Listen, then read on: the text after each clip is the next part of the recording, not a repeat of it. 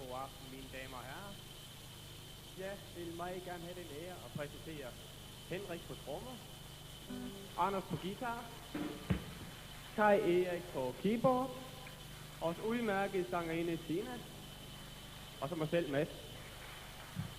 Og alt det udgør en enhed, der hedder Kage.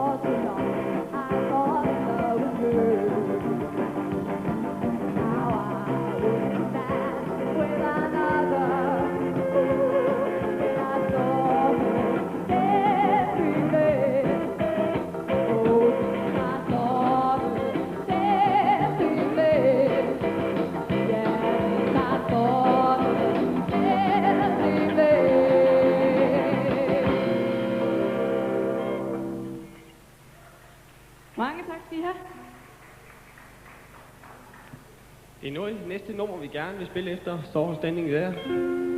Det hedder Proud Mary.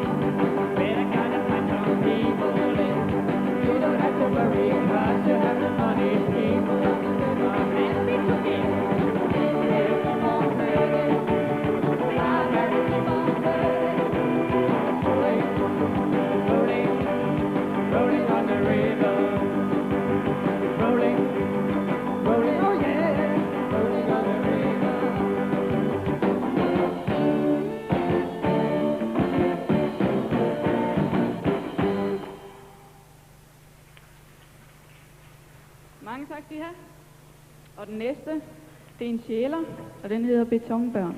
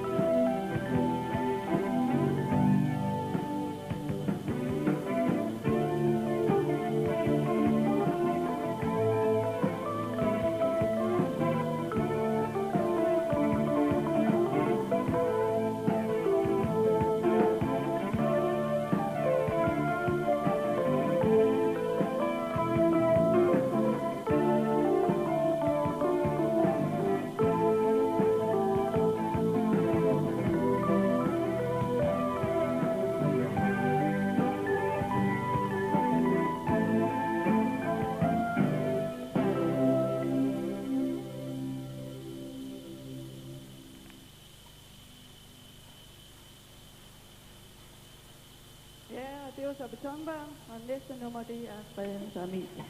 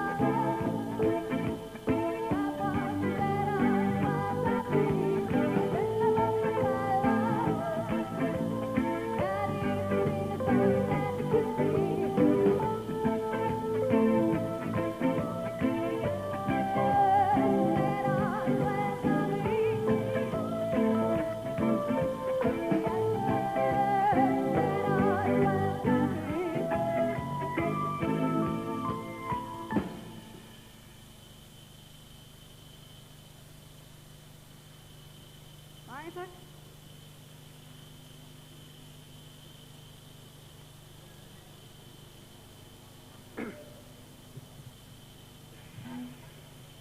Mine damer og herrer, den næste vi vil spille for jer, den handler sådan set om i aften.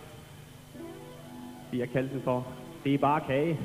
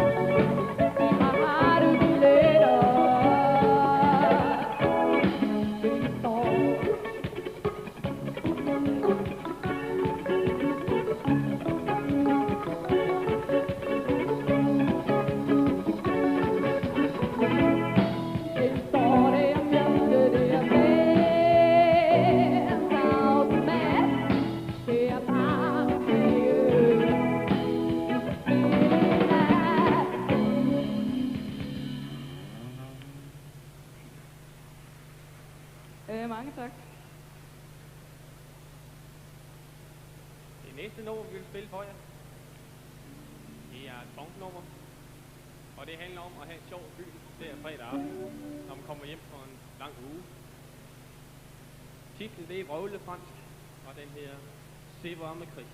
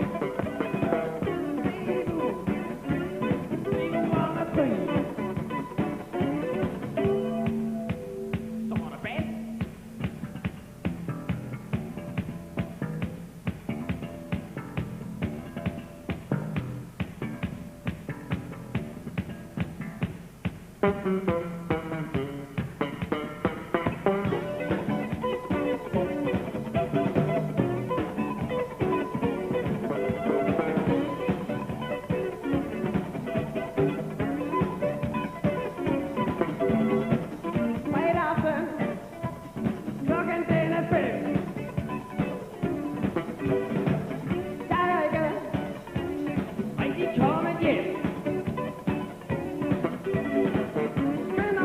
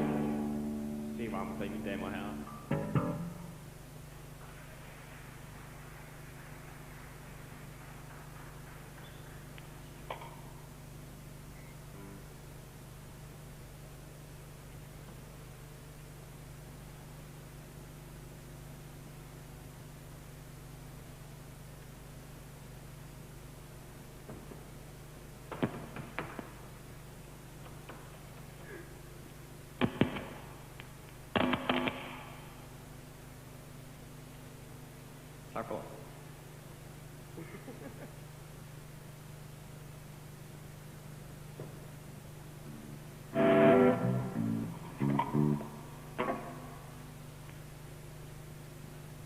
Det næste nummer, som vi vil spille for jer. Guitaristen, han har fået lavet sin flinke til huset. Det handler om en trucker, der kører ned af mod Italien. Han er skide travlt, fordi de ikke kunne læse om til sig. Mine damer og herrer, Branderpasset.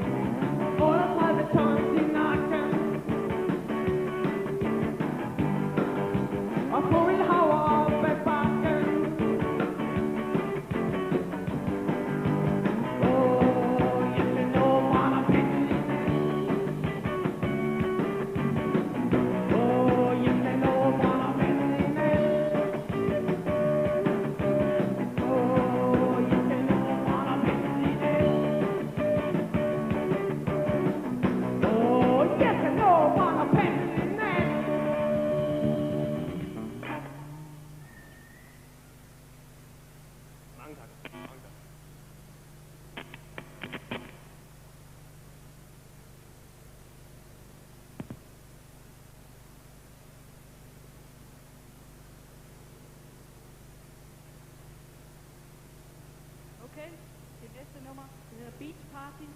Det handler om skønne sommerdage og fed musik.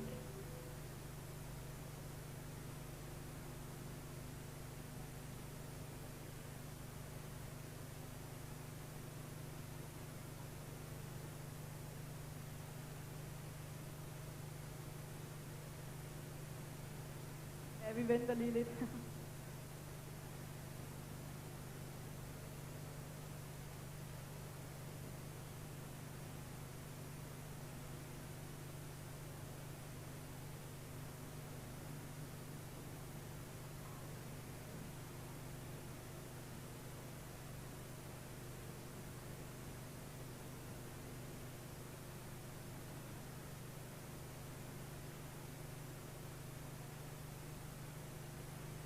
Han er ved at prøve på at lave et helt nyt sound, som aldrig har lavet før. Det lykkes vist ikke rigtigt. Er vi snart ved at være klar?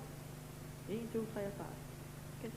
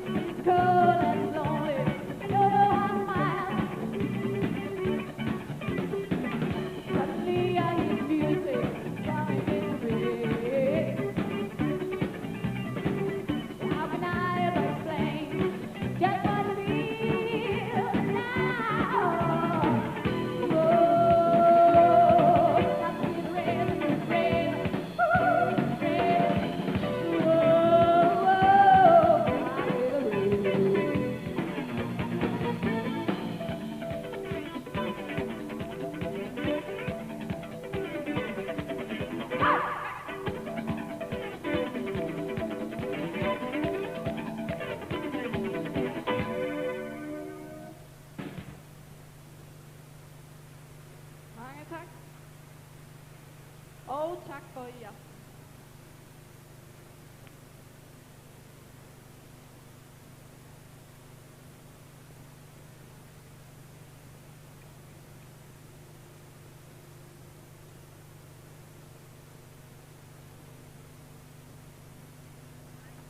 Ja, vi siger tak til Kagebane. Og vi går nu over til aftens sidste ungdomsskoleband, og det bliver Dirty Street. Og på sang har vi Torben Jensen, bas, Jan Henriksen, guitar, René Bendiksen og Torben Jensen. Trommer er René Thomsen, sax, Michael og keyboard. Det hørte jeg ikke. Gjorde du ikke? Nej, det gjorde jeg godt nok ikke. Det var yderst beklageligt. Ja. Er det nogle numre, I selv skriver, dem I synger? Det er for hovedpartens vedkommende nummer, vi selv skriver. Ja. Som har skrevet. Det er lang tid siden, vi har skrevet. Vi har ikke spillet i de sidste 1,5 år, nemlig så... Er det sådan i anledning af det her ude i? Ja, det er det. Rent faktisk. Det var vores rare ungdomsskolelærer, Kai Ullerup, der foreslog, at vi blev samlet igen, sådan bare for gammeldags skyld, ikke? Ja. Så sagde vi ja med det samme, selvfølgelig. Okay. I har lige været nede på scenen og spille. Hvordan gik det? Ja, jeg synes, det gik udmærket, fordi der var en skidegod lyd, ikke? Og det betyder meget. Og scenen, der var også god, altså. Det synes virkelig. Altså, det gik virkelig godt. Men publikum, de er okay lige. Der blev sagt lige før, at I var samlet på grund af jeres ungdomsskolelærers skyld. Vil I så fortsætte nu, eller er det bare for en gangs skyld? Altså, jeg tror ikke, det er meningen, vi vil fortsætte, men altså, vi mødes nok bare sådan en gang imellem, ikke? Det er jo meget sjovt. Altså, vi er alle sammen travlt optaget, ikke? Men mødes en gang imellem og spille, det kan vi godt lide. I øver ikke, før I går ud og spiller i... Nej, altså, vi har øvet et par gange, inden vi skulle spille her, ikke? Men så gør vi ikke. Nu sagde du lige før, at I var travlt optaget. Hvad... Er der noget af det, der har med musik at gøre? Overhovedet ikke. Vi er studerende, fattige studerende, alle sammen. Undtagen Mads, han har et arbejde som dieselmekanikerlærling. Vi andre, vi er studerende. Og det tager jo adskilligt meget tid, nogle stunder. Okay. Men jeg ved ikke, hvor kommer I fra? Musik? Altså, vi kommer fra ungdomsskolen på Hasle Skole. Ja. Ja, okay. Det musik, I står og spiller dernede, er det sådan noget, som I selv godt kan lide, eller er det noget fra den gang? Ja, noget af det kan vi jo godt lide, men altså, så er der jo nogle af os, når han skriver numre, så kan jeg overhovedet ikke lide dem, og jeg går ud fra, at han kan lide mine, det er jo også mere. Men ellers så er de gamle numre, vi tager, vi tog et par gange et Beatles-nummer og sådan noget. Det er fordi, vi godt kan lide de gamle musik fra 60'erne og 50'erne. Det spillede vi en del af tidligere, før vi rigtig begyndte selv at skrive. Vi havde det også med til sidst, da vi næsten udelukkende havde vores egen repertoire. Du sagde, at I også skrev nogle sange selv. Er det ikke sådan, hvis man står op på scenen, hvis det er en sang, som man har lånt af andre, man spiller den, at man ikke giver den hele armen, som hvis man selv har skrevet den? Nej, det synes jeg i hvert fald ikke. Nej, man giver den et personligt præg. Altså, det behøver ikke at lyde ligesom... Altså, man kan lave den i en helt anden stilart. Det behøver slet ikke at lyde som... Jamen altså, det jeg tror, du mener, det er, hvis det står med et nummer, I selv har skrevet, og så er I har lånt fra, ja, de Beatles, ikke? Ja. Hvilket nummer tror du så, I giver bedst? Det er svært at sige, altså. Jeg vil ikke mene ubetinget, at vi spiller vores eget bedre. Okay, men jeg tror, vi skal takke af det næste band, der går i gang. Jeg vil gerne lige sende en hilsen til 3. uge på Aarhus, som det er lovet, de holder fest i aften. Okay, og så synes jeg, vi skal gå tilbage på scenen, for der er begyndt at ske noget, nu kan vi høre.